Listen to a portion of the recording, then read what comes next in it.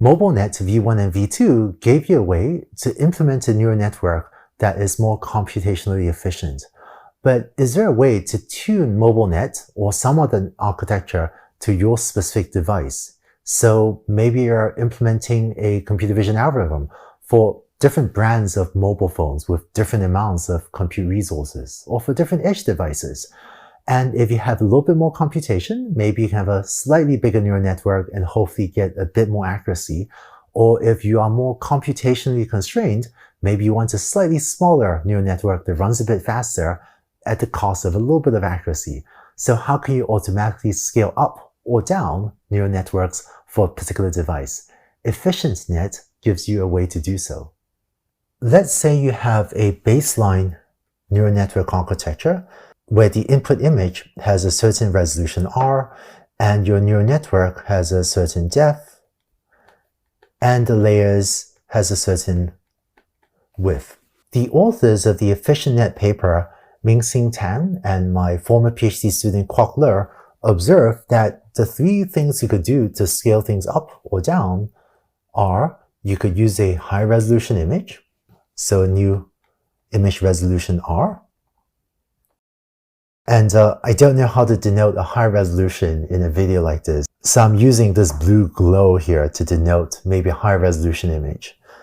Or you could make this network much deeper, so you could vary d, the depth of the neural network, or you can make the layers wider.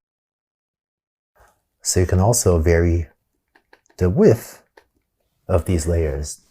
So the question is, given a particular computational budget, what's a good choice of R, D, and W?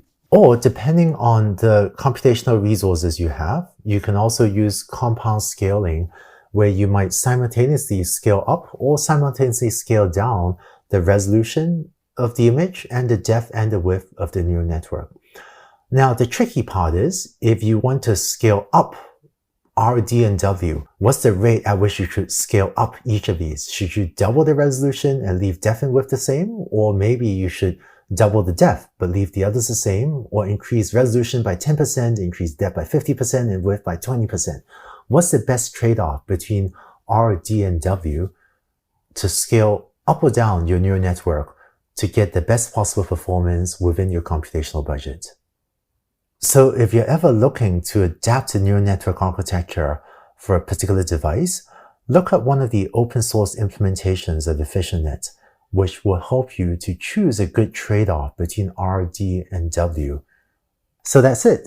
With MobileNet, you've learned how to build more computationally efficient layers, and with EfficientNet, you can also find a way to scale up or down these neural networks based on the resources of a device you may be working on.